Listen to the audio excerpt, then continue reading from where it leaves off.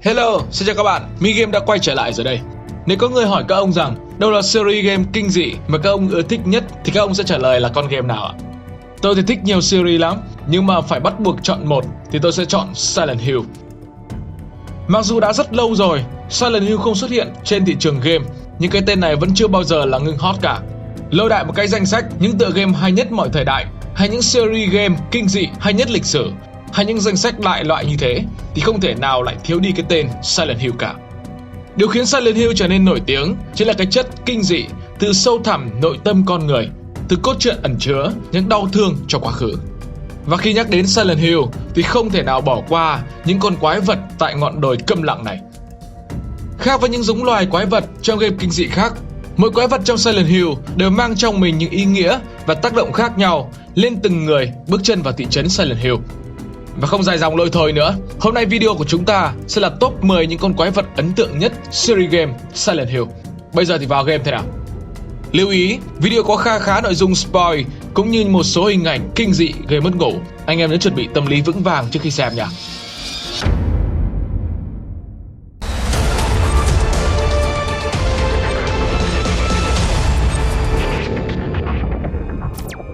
Silent Hill, tạm dịch là đồi câm lặng, là series game kinh dị sinh tồn nổi tiếng thế giới, cùng thời với lại Resident Evil. Cho đến thời điểm hiện tại, series game này đã phát hành 8 phần, bao gồm Silent Hill, thường gọi là Silent Hill 1, Silent Hill 2, Silent Hill 3 và Silent Hill 4, The Room, đều được phát triển bởi Team Silent, đội ngũ phát triển game thuộc Konami Computer Entertainment Tokyo hay KCET, cựu công ty con của Konami. Trước các phiên bản tiếp theo, sau khi Konami giải tán, Team Silent đã sáp nhập KCET. Họ quyết định nhờ đến các nhà phát triển game phương Tây và phát hành các phần Silent Hill Origin hay Silent Hill Zero tại Nhật Bản, được phát triển bởi Climax Studio. Silent Hill Homecoming được phát triển bởi The Collective, nay đổi tên thành Double Helix Games sau khi kết hợp với Shiny Entertainment. Silent Hill Shattered Memories được phát triển bởi Climax Studio và Silent Hill Downpour được phát triển bởi Vatra Game. Phiên bản mới nhất dự định sẽ là Silent Hill mà nhiều anh em biết đến với cái tên là PT đã bị hủy bỏ. Và cho đến bây giờ, Konami vẫn để lại cho huyền thoại một thời Silent Hill nằm phủi bụi trong cái xó xỉnh nào đó mà không thèm động tới gì, khiến nhiều anh em game thủ cứ mãi ngóng trông vì một ngày được quay trở lại thị trấn Silent Hill.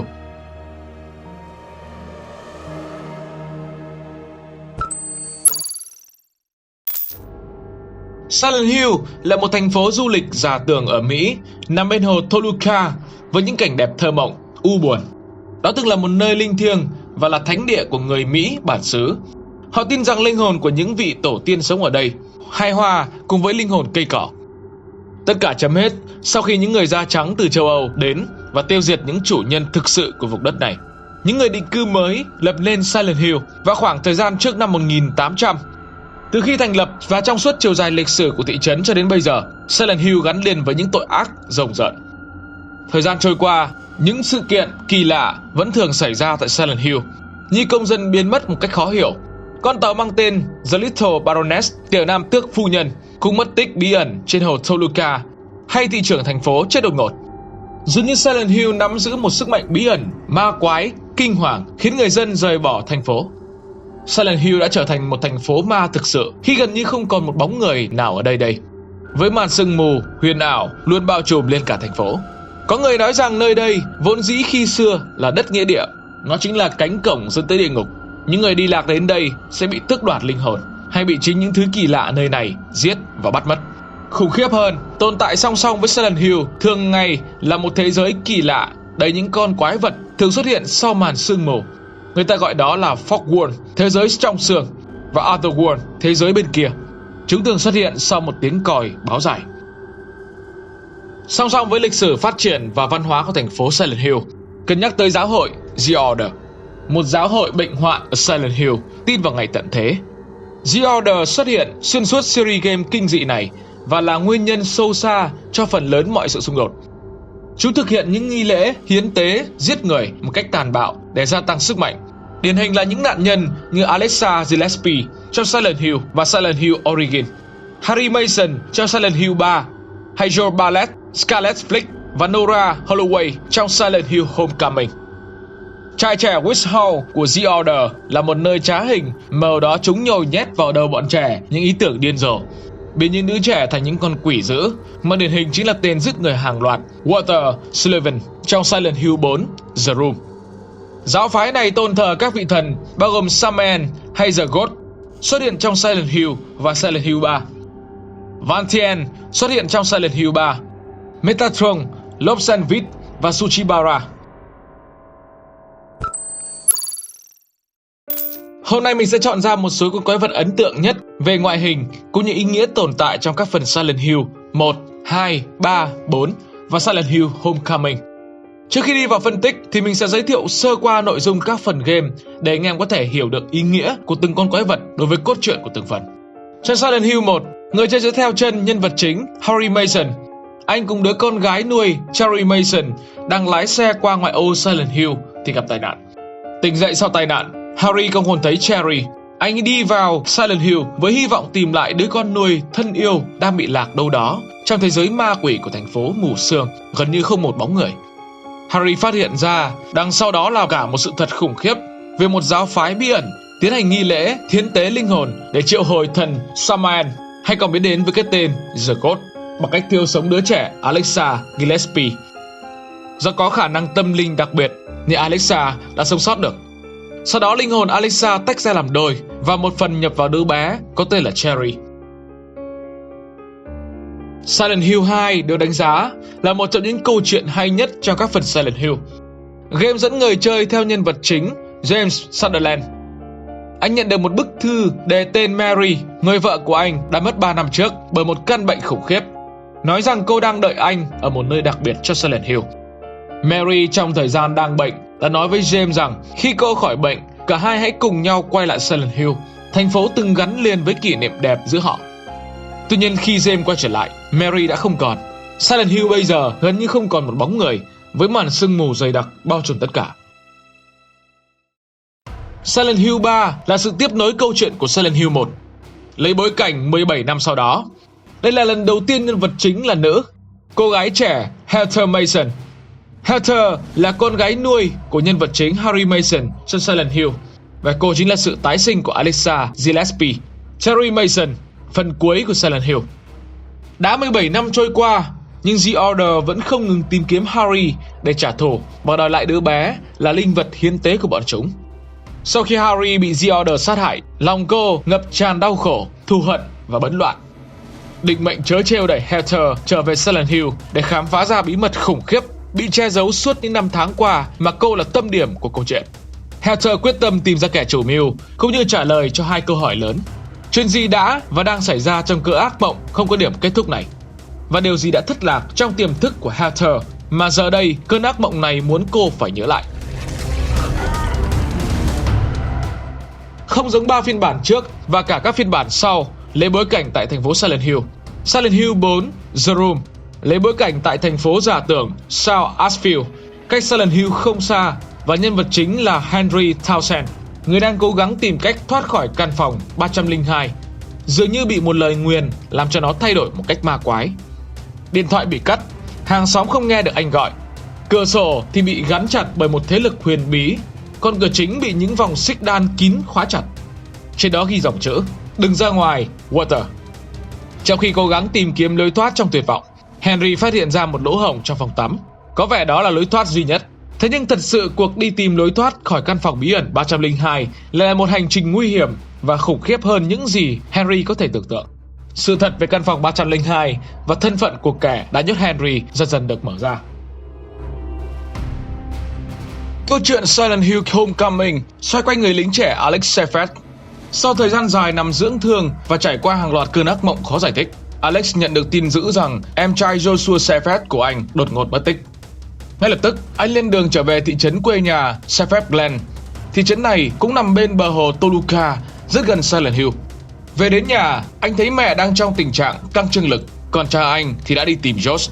Thế là người lính bất hạnh đó dấn thân vào một cuộc hành trình khủng khiếp với hy vọng tìm lại được người thân, tìm lại được những gì quý giá nhất trên cõi đời. Nhưng sự thật có phải như những gì đang diễn ra trước mắt?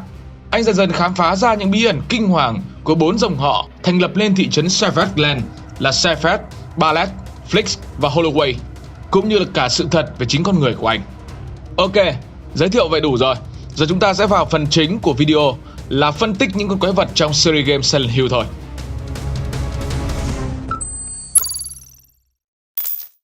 Nurse là một trong những chủng loại quái vật đặc trưng của series Silent Hill.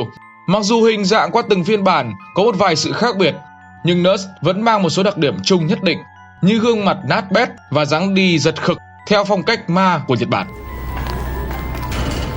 Con quái vật này mang hình dạng những nữ y tá với bộ đồ đặc trưng nhưng khiêu gợi hơn nhiều, với các nút áo mở ra ở phần ngực và chiếc váy cực ngắn.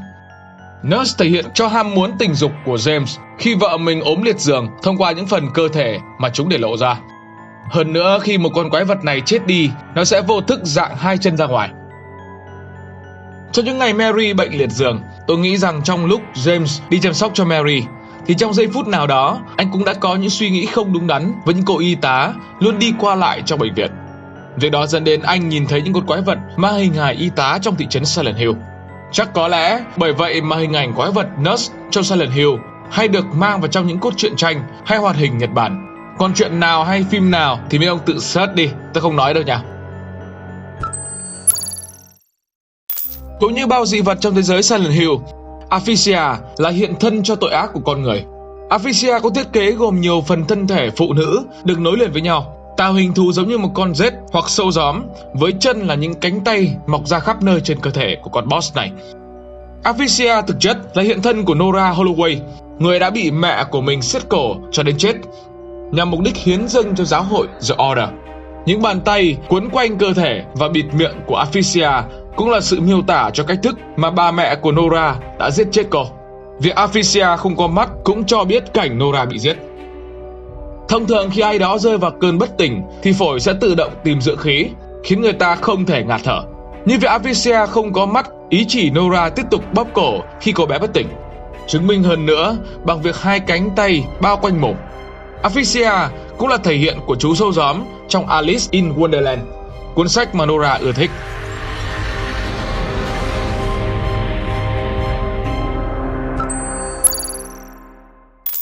Là chủng loại quái vật đầu tiên mà người chơi đụng độ trong Silent Hill 2. Lying Figure mang hình dáng của một con người với hai bàn tay bị trói bên trong lớp da thịt bầy nhầy bọc bên ngoài cơ thể. Hai bàn chân của Lying Figure chắp vào nhau giống như một đôi giày cao gót bằng thịt, khiến mỗi bước đi siêu vẹo của nó vang lên những tiếng động như sắt thép cạ xuống nền xi măng. Lying Figure có thể là hình tượng cụ thể hóa cho sự tuyệt vọng và phẫn uất của James trong thời gian vợ của mình nằm viện. Cái cách mà Lying Figure cố gắng vùng vẫy để giải thoát cho đôi tay cũng giống như những gì mà James đã phải trải qua trong giai đoạn chăm sóc Mary khi mà anh không còn được chạm vào vợ mình nữa. Đòn tấn công bằng chất lỏng có vẻ như tượng trưng cho những cơn nôn mửa của Mary, và đặc biệt xuất phát từ ngực, vị trí gần tim.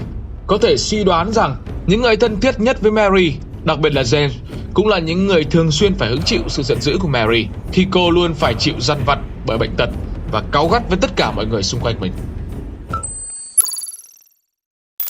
Có vẻ như một gương mặt xám xịt của trẻ sơ sinh trong game kinh dị là chưa đủ. Vì thế nên nhà sản xuất quyết định tạo ra Twin Victim để nhân đôi nỗi sợ hãi. Twin Victim chính là hiện thân của hai anh em sinh đôi Billy và Miriam. Billy và Miriam, cặp sinh đôi xấu số của tên giết người hàng loạt Walter Sullivan, đã bị giết chỉ vì có mặt không đúng lúc và đúng chỗ. Họ là nạn nhân thứ 7 và thứ 8 của Walter. Billy bị giết nhanh chóng bởi một nhát chém từ một chiếc rìu. Thế nhưng Miriam lại không thể có được một cái chết nhân từ như thế. Cô bị tra tấn dã man và sau khi đã chơi đùa chán chê, tên sát nhân mới moi tim của cô và để cô được chết. Trong số các nạn nhân của Walter thì chỉ có Billy và Miriam là được thể hiện dưới hình hài quái vật chứ không phải các hồn ma như những người còn lại. Khi bị tấn công, Twin Victim còn phát ra tiếng khóc của trẻ con. Và chắc các bạn cũng biết âm thanh này trong những bộ phim hoặc game lấy đề tài kinh dị cho cảm giác ám ảnh như thế nào. Hiện diện ở khắp những hành lang tối của trường tiểu học Midwick ở thị trấn Silent Hill, nơi mà Alexa Gillespie đã từng theo học, là những con quái vật mang dáng dấp của một đứa trẻ với làn da xám xịt cùng với con dao nhọn trên tay. Chúng thường xuyên tấn công người chơi theo nhóm từ 2 đến 3 con. Ngoài trong game ra thì Grey Child cũng xuất hiện trong một cảnh của bộ phim Silent Hill. Trong thời gian còn đi học, Alessa luôn bị bạn bè bắt nạt và trêu chọc bởi những khả năng về tâm linh của mình và bị cho là phù thủy. Mang những ám ảnh về quá khứ bị bắt nạt đến thị trấn Silent Hill, nơi con người phải đối mặt với những nỗi đau và tội lỗi trong quá khứ. Alessa đã gặp Grey Child. Grey Child chính là hình ảnh xấu xa của những người bạn đồng trang lứa cho mắt Alessa. Trong game, khi tấn công người chơi, Grey Child thường phát ra những tiếng cười rợn người. Đây là hình ảnh tượng trưng cho sự thích thú của những đứa trẻ khi chúng bắt nạt Alessa. Sự xuất hiện của những món đồ chơi trẻ em, trong trường hợp này là một chú thỏ có vẻ như là nhồi bông, trong một game kinh dị luôn khiến người chơi cảm thấy rợn tóc gáy, nên là khi quanh mép của những chú thỏ này thường xuyên có vết máu. Xuất hiện lần đầu tiên trong Silent Hill 3, Robbie là biểu tượng cho công viên giải trí Lakeside, và người chơi có thể thấy những bộ trang phục mang hình dáng thỏ ở khá nhiều vị trí trong công viên này. Ai biết được là liệu trong bộ trang phục này có ai hay là cái gì? Liệu thứ đó còn sống hay đã chết không? Tuy nhiên, trong thị trấn Silent Hill thì sự xuất hiện kỳ lạ của những chú Ruby với tông màu sặc sỡ có vẻ hàm chứa nhiều ý nghĩa hơn là chỉ đem lại cảm giác ghê sợ cho người chơi. Một số ý kiến cho rằng Ruby tượng trưng cho nhiều đứa trẻ bất hạnh đã từng là nạn nhân của những thảm kịch diễn ra tại Silent Hill, hoặc cũng có thể chỉ là một biểu tượng để gắn kết các phiên bản có sự xuất hiện của Ruby lại với nhau, tạo cảm giác quen thuộc cho người chơi. Mang cái tên có vẻ nồng ấm, nhưng Daddy trừu tượng lại phản ánh một hình ảnh bệnh hoạn vốn ám ảnh tâm trí nhân vật Angela Orozco suốt tuổi thơ. Ở đó, Angela Orozco bị chính bố và anh trai lạm dụng tình dục, khiến cô lâm vào cơn trầm cảm tột độ và thậm chí ám ảnh bởi bệnh lý tâm thần suốt cuộc đời về sau đó. Khó mà có thể nhận xét được thiết kế của con boss này giống với một cái gì cụ thể, bởi tất cả những gì người chơi có thể nhìn thấy là một đống thịt bầy nhầy nằm trên một khung hình chữ nhật có hình dạng giống như một cánh cửa hay một cái bàn. Abstract Daddy tượng trưng cho người bố của Angela Orozco trong game, vốn là một kẻ nghiện rượu. Thomas Orozco thường xuyên đánh đập và lạm dụng Angela khi cô còn là một đứa trẻ. Chính vì vậy mà thiết kế của Abstract Daddy khiến ta liên tưởng đến hai hình người nằm chồng lên nhau.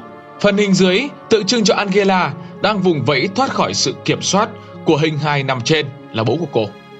Abstract Daddy thể hiện qua sự ám ảnh về bạo hành và lạm dụng tình dục, với việc bản thân hình bên dưới luôn gào thét trong điên loạn, còn hai cánh miệng bên dưới chính là bộ phận sinh dục.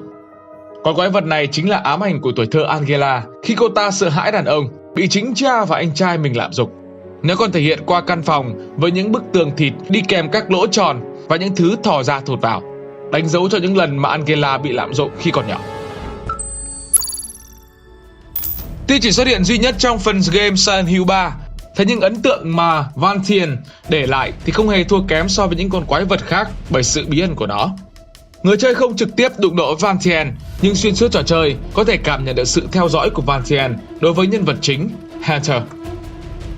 Mỗi khi có sự chuyển cảnh từ thế giới thực Fogworld sang thế giới khác của Silent Hill, Otherworld, người chơi luôn thấy sự hiện diện của Valentine, kèm theo là những hành động bí ẩn của nó, như mỗi khi người chơi chết, Valentine lại xuất hiện để kéo xác của Hunter vào trong bóng tối.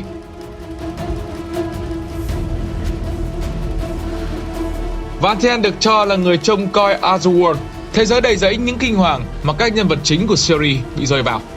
Cái tên Valentine bắt nguồn từ chữ valet, tức là người hầu. Ở đây có lẽ ám chỉ Valentine là đầy tớ của vị thần mà giáo hội The Order tôn sùng, có nhiệm vụ theo dõi Hunter để đảm bảo sự hồi sinh của vị thần mà cô đang mang trong mình.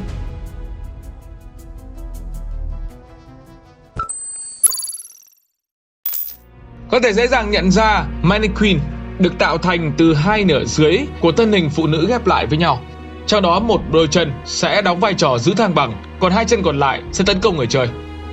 Có lẽ nhìn vào thiết kế của Mannequin thì không cần phải suy nghĩ nhiều, cũng có thể đoán được nó tượng trưng cho sự ức chế về mặt tình dục của James Sunderland khi Mary mắc bệnh. Mannequin chỉ là duy nhất một cặp chân cũng như phần hông của người phụ nữ, vì vốn đó là tất cả những gì cần thiết của quái vật này tồn tại. Điều này có thể được thấy rõ hơn trong đoạn cutscene khi mà một con Pyramid Head đang có hành động giống như cưỡng hiếp, sau đó giết chết hai con Mannequin. Ở đây Pyramid Head chính là tượng trưng cho James khi cảm giác thương hại đối với Mary dần trở thành sự căm ghét, và James bắt đầu có những suy nghĩ mang tính chất bạo lực. Chỉ có điều là anh ta không thể tự tay làm điều đó đối với Mary. Cái tên thứ 10 trong danh sách thì anh em quá quen rồi đúng không nào? Có lẽ không hề quá đáng khi nói rằng trong tất cả phiên bản Silent Hill thì không có một con quái vật nào có thể nhiều ấn tượng như Pyramid Head. Xuất hiện đầu tiên trong Silent Hill 2, nó nhanh chóng trở thành nỗi ám ảnh với người chơi vì súng đạn hay bất cứ loại vũ khí nào cũng không thể làm gì được con quái vật này. Có thể so sánh vai trò của Pyramid Head trong Silent Hill 2 cũng giống như Nemesis trong Resident Evil 3, khi chúng liên tục săn đuổi người chơi và vì bất tử nên chúng ta chẳng còn cách nào khác đó là chạy. Nhưng không phải độ khó của con quái vật đầu kim tự tháp này khiến nó trở nên nổi tiếng, mà là do ý nghĩa đằng sau đó. Pyramid là đại diện rõ ràng nhất cho tính sắc dục trong cốt truyện Silent Hill 2. Chúng tồn tại với mục đích duy nhất là để thỏa mãn ham muốn tình dục từ trí tưởng tượng của James cũng như tình cảnh của anh ta trong game. Pyramid Head là phản ánh của phần đen tối trong tâm hồn của James Sunderland, đồng thời cũng thể hiện của mong muốn được trừng phạt vì tội lỗi giết vợ của James. Con quái vật này tấn công, tàn sát cũng như lạm dụng tất cả những sinh vật mà nó gặp. Điển hình nhất là cảnh Pyramid Head xử lý 2 con mannequin theo tư thế đậm chất tình dục. Nó là phần bạo lực của James khi anh ta tự tay giết chết vợ mình. Mặt tối của anh ta sau thời gian dài bị kìm hãm về cả tâm lý, tinh thần và sinh lý. Pyramid Head như một cách phản ánh khác về con người của James, như cái cách mà khối kim tự tháp to đùng lên che khuất khuôn mặt của nó, đại diện cho việc James không thể chấp nhận sự thật. Trong hành trình của mình tại thị trấn Silent Hill, James đã gặp Maria, nhân vật có diện mạo giống hệt với vợ của James khi còn sống. Maria thực chất có thực hay là một ảo giác sinh ra từ mong muốn được gặp lại vợ của James vẫn còn là bí ẩn. Tuy nhiên Maria là thể hiện cho sự phủ nhận của James trong việc gây ra cái chết của vợ mình. Ngoài ra có một số ý kiến cho rằng Maria chính là hình ảnh mà James ao ước vợ của mình có thể trở thành. Một cô gái quyến rũ, trưởng thành, thẳng thắn, chứ không phải là một Mary nằm quanh năm suốt tháng trên giường bệnh. Chính vì vậy mà Pyramid Head luôn săn đuổi Maria như một sự nhắc nhở đối với James để đối diện với sự thật. Và trong một kết thúc của trò chơi, khi James chịu chấp nhận những gì mà anh đã làm, thì Pyramid Head đã tự kết liễu nó bởi mục đích mang lại sự trừng phạt cho James đã hoàn thành.